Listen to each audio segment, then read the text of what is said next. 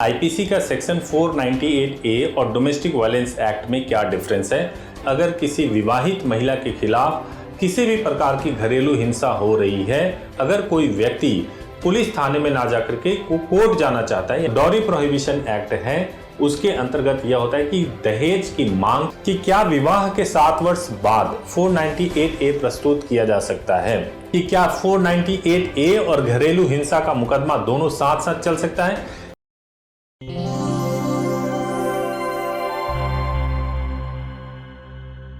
नमस्कार दोस्तों, lead India law associates यानी लीला के इस वीडियो में आपका बहुत बहुत स्वागत है। दोस्तों, आज का टॉपिक है कि आईपीसी का सेक्शन 498A और डोमेस्टिक वायलेंस एक्ट में क्या डिफरेंस है।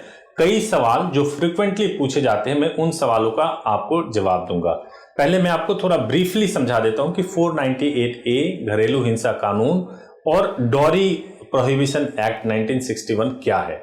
सबसे पहला चीज तो ये समझ लीजिए कि आईपीसी 498A है, जिसका मतलब ये हुआ कि अगर किसी विवाहित महिला के खिलाफ किसी भी प्रकार की घरेलू हिंसा हो रही है, डोमेस्टिक वायलेंस हो रही है, उसके साथ क्रुएलिटी क्रूरता हो रही है, तो वो आईपीसी का एक सेक्शन है, आईपीसी सेक्शन 498A, उसके तहत उसके खिलाफ मुकदमा रजिस्टर्ड किया जा सकता है।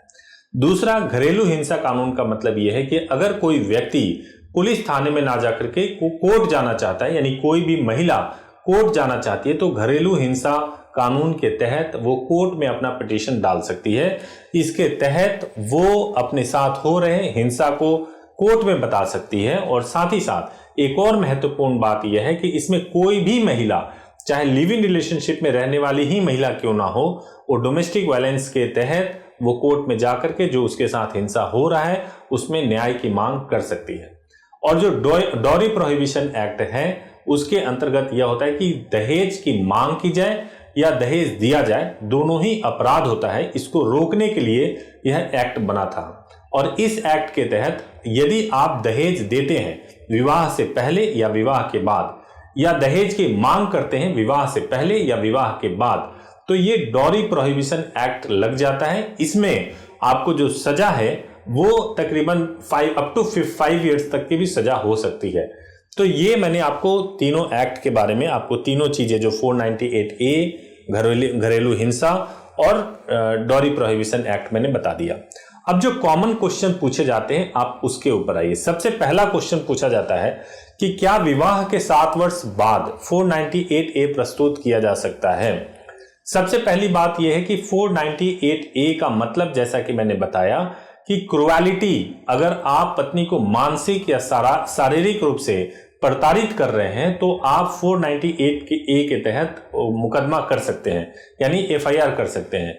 अगर कोई घटना 498A की घटना घटी हो तो 3 वर्ष के अंदर कभी भी आप एफआईआर लिखवा सकते हैं, चाहे वो 7 वर्ष के बाद ही क्यों ना हो। इंपॉर्टेंट है कि घटना 3 वर्ष के अंदर की हो, तभी आप करा सकते हैं। दूसरा सवाल जो पूछा जाता है कि क्या 498A और दहेज उत्पीड़न एक ही है, तो मैं आपको बता दूं कि ये दोनों अलग अलग चीजें। जैसा मैंने शुरू में ही बताया है कि दहेज के लिए डॉरी प्रोहिबिशन एक्ट 1961 है, जबकि 498A जो आईपीसी का सेक्शन है वो क्रूरता के लिए है। अगर पत्नी से क्रूरता किया जाए, उससे संपत्ति की मांग की जाए या उसे किसी भी तरीके से परेशान किया जाए, तो उसके लिए यह सेक्शन लगा दिया जाता है।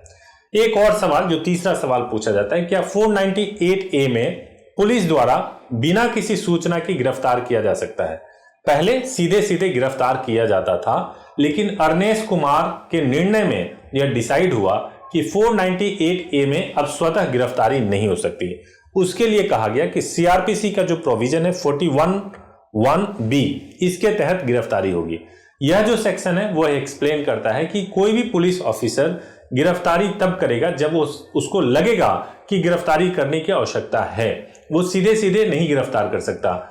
उसको क्या आवश्यकता है, क्यों गिरफ्तारी किया, उसका पूरा रीजंस लिखेगा, उसके बाद ही वह गिरफ्तार करेगा। इस सेक्शन को अलग से एक्सप्लेन करेंगे किसी वीडियो में, तो आपको ठीक तरीके से पता चल जाएगा। एक और इंपॉर्टेंट है कि क्या अविवाहित, मतलब कोई ऐसी महिला जिसने किसी के साथ विवाह नहीं किया है, और वो जिसको आम भाषा में रखैल बोलते हैं, लेकिन ऐसी कोई महिला जिसने बिना विवाह किए किसी व्यक्ति के साथ रह रही हो, उसके साथ प्रॉपर वैलिड मैरिज नहीं हुआ है, लिव इन में रह रहे हो या कैसे भी रह रहे हो, तो क्या उस महिला को 498A लगाने का कोई अधिकार है? एक वर्ड जो मैंने रखैल बोला, ये कानून की भाषा नहीं है, ये बहुत ही गलत भाषा आज भी, अब तो लिव इन का चलन है, मैं नहीं मानता कि ऐसे शब्दों का इस्तेमाल किया जाना चाहिए, लेकिन अगर लिव इन में रहने वाली कोई महिला है, उसने विवाह नहीं किया है, तो उसको 498A के तहत आरोप लगाने का या FIR कराने का कोई अधिकार नहीं मिलता है। एक और है कि क्या 498A और घरेलू हिंसा का मुकदमा दोनों साथ साथ चल सकता है? यानी 498A में आप FIR दर्ज करवा दें और घरेलू हिंसा में आप कोर्ट में कोई मुकदमा रजिस्टर्ड करा दें, क्या साथ साथ चल सकता है? तो आंसर है बिल्कुल हाँ, ये दोनों साथ साथ चल सकता है। एक और क्वेश्चन पूछा जाता है कि क्या 498A में बेगुनाही की संभावना लागू होती है, यानी कि बेगुनाही साबित हो सकती है या नहीं हो सकती है?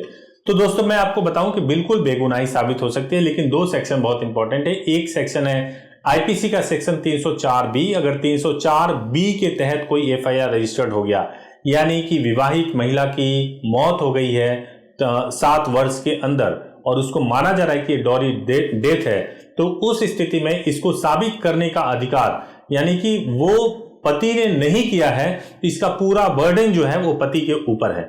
हालांकि 498A में यह बर्डन पति के ऊपर नहीं दिया गया है, ये जो केस फाइल कर रहे हैं यानी पत्नी फाइल कर रही है, तो उसके ऊपर है कि वो साबित करे कि उसके साथ में 498 जैसी कोई घटना घटी है। एक और प्रश्न उठता है कि क्या मुझे यानी किसी व्यक्ति को 498A के सभी तारीखों पे उपस्थित होना जरूरी है? तो दोस्तों मैं आपको बता दूं कि चूंकि आपके खिलाफ कंप्लेन किया गया है, तो प्रत्येक तारीख पर उपस्थित होना एक तरीके से यह अपेक्षा रहती है कि जो आरोपी है वो निश्चित रूप से हर तारीख पे उपस्थित हो। लेकिन अगर आपके साथ कोई समस्या है तो आप CRPC 205 के तहत एक आवेदन दे सकते हैं और उस आवेदन के बाद से मजिस्ट्रेट हो सकता है कि व्यक्तिगत रूप से उपस्थिति से छूट प्रदान कर दे। एक और प्रश्न पूछा जाता है, वो ये है कि 498A में MLC या पत्नी की मृत्यु के बिना भी क्या किया जा सकता है? जैसे पत्नी की मृत्यु नहीं हुई है, कोई मेडिकल रिपोर्ट नहीं है, फिर भी क्या आप 498A के तहत FIR रजिस्टर्ड करा सकते हैं? तो इसका आंसर है बिल्कुल हाँ, आप ऐसा करा सकते हैं। जो महिला है उसके स्टेटमेंट पे हो सकता है या विमेन सेल के रिकमेंडेशन पे भी हो सकता है।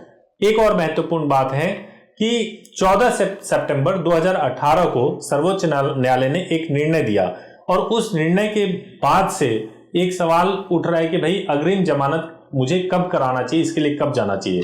पहले ये क्यों सवाल पूछा है वो भी मैं बता दूं इसका बैकग्राउंड। उससे पहले क्या हो रहा था कि सभी जो भी 498A के तहत FIR लिखा जाता था उसके तुरंत बाद ही अरेस्ट कर लिया जाता था और ऐसे देखा गया बाद में कि बहुत सारे ऐसे मामले जो है वो फेक तरीके से लिखवाए जा रहे थे, पति को प्रताड़ित करने के लिए लिखवाए जा रहे थे। तभी सुप्रीम कोर्ट ने एक निर्णय दिया और कहा कि पुलिस को CRPC की धारा 41A के तहत सूचना देना होगा और सूचना दे करके जांच में सम्मिलित होने के लिए कहना होगा पति को और उसके परिवार को, अगर उसके विरुद्ध कोई मुकदमा दाखिल किया गया है तो। अगर वो सीधे सीधे अरेस्ट नहीं कर सकते, तो इसलिए जब कभी भी अब FIR रजिस्टर्ड होता है तो 41A के तहत आपके पास पुलिस सूचना देती है ताकि आप जांच में शामिल हो और आपको जरूर जांच में शामिल होना भी चाहिए। एक और प्रश्न आता है कि जिला एवं सत्र न्यायाधीश यानी सेशन कोर्ट के जो न्यायाधीश होते हैं, क्या वो 498A के कार्रवाई को रद्द करने में सक्षम है? यानी 498A का जो FIR रजिस्टर्ड हो जाता है, क्या वो उसको कैंसिल कर सकते हैं? तो इसका आंसर है बिल्कुल नहीं। FIR कैंसिल करने का जो अधिकार है वो पूरी तरह से हाई कोर्ट और सुप्रीम कोर्ट के अंतर्गत निहित है। आप वहीं से जाकर के किसी भी FIR को आप कैंसिल करवा सकते हैं। एक और प्रश्न है कि क्या स्त्री धन की प्राप्ति के लिए किसी की अग्रिम जमानत को खारिज कराया जा सकता है? यह बहुत ही अच्छा प्रश्न है।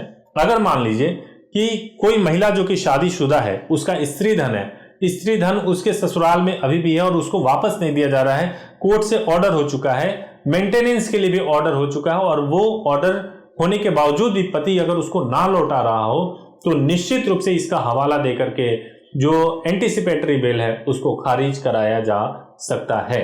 और लास्ट एक प्रश्न है कि 14 सितंबर को एक निर्णय आया था। 14 सितंबर के निर्णय के पश्चात क्या 498A में अगर किसी व्यक्ति कोई NRI के खिलाफ कोई मुकदमा रजिस्टर्ड करा दिया गया है तो क्या उससे उसको कोई फायदा होगा? यानी NRI को, यानी कि पति अगर विदेश में रहता है तो क्या उसको कोई फायदा होगा? तो ये लास्ट क्वेश्चन है, इसका आंसर भी बहुत इंपॉर्टेंट है, आप जान लीजिए कि रेड कॉर्नर नोटिस हो या पासपोर्ट की जब्ती हो, यह सामान्य मामले में नहीं होगा। यानी कि तुरंत जैसे कि रेड कॉर्नर नोटिस हो गया, पासपोर्ट जब्त कर लिया, ऐसा एकदम से नहीं होगा।